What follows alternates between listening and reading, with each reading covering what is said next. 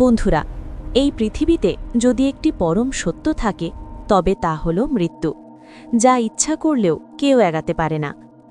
আপনারা নিশ্চয়ই লক্ষ্য করেছেন যে হিন্দু ধর্মে যখনই কেউ এই জগৎ ছেড়ে চলে যান তার দেহ দাহ করা হয়, অর্থাৎ পুড়িয়ে ফেলা হয়।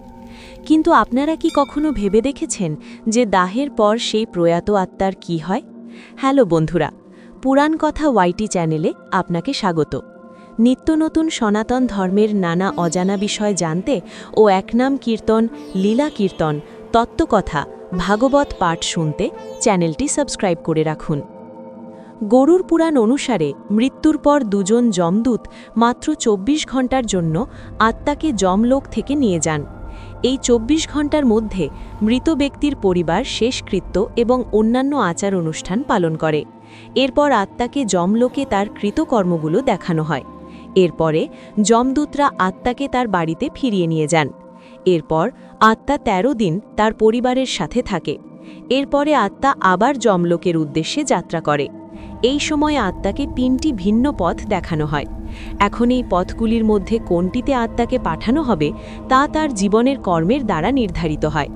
বন্ধুগণ, প্রথম পথটিকে অর্চি মার্গ অর্থাৎ স্বর্গের পথ বলে মনে করা হয়।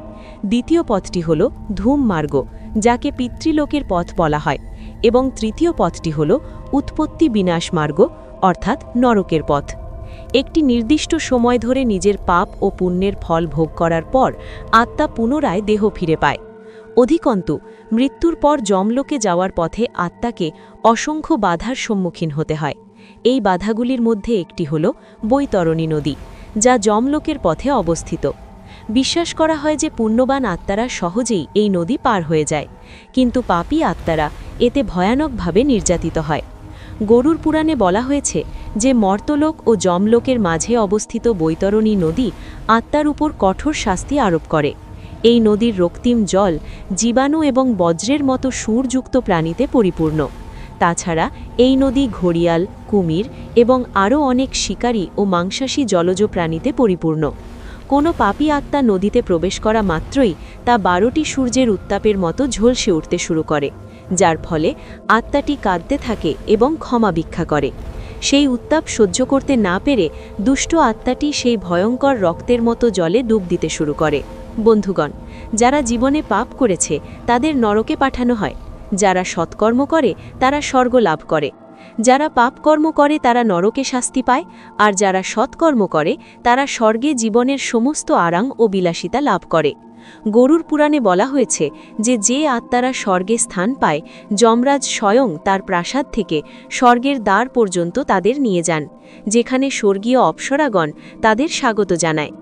যারা সারা জীবন কেবল নিজেদের কথা ভাবে এবং অন্যের কোনো উপকার করে না, তাদের নরকে পাঠানো হয়। গরুর পুরাণেও বিভিন্ন নরকের উল্লেখ আছে, যেখানে মৃত আত্মাকে তার পাপের জন্য শাস্তি দেওয়া হয়। যারা জীবদশায় অন্যের সম্পত্তি জবরদখল করেছে তারাও নরকে স্থান পায়। এখানে তাদের অজ্ঞান না হওয়া পর্যন্ত পেটানো হয়। জ্ঞান ফিরে পাওয়ার পর একইভাবে রক্তক্ষরণ ঘটিয়ে তাদের আবার হত্যা করা হয়। শাস্তি শেষ না হওয়া পর্যন্ত এই চক্র চলতে থাকে। উল্লেখ্য যে শিকারীদের আত্মা অর্থাৎ যারা নিজেদের আনন্দের জন্য পশু হত্যা করে তাদের কুম্ভীপাকম নরকে আনা হয়। এখানে এই কাজের শাস্তি হিসেবে তাদের ফুটান্ত তেলে সেদ্ধ করা হয়। বন্ধুরা, অশীতপত্রম নরকে তারাই বাস করে যারা নিজেদের কর্তব্য ত্যাগ করে এবং দায়িত্ব এড়িয়ে চলে। এই আত্মাদের এই নরকে নিক্ষেপ করা হয়।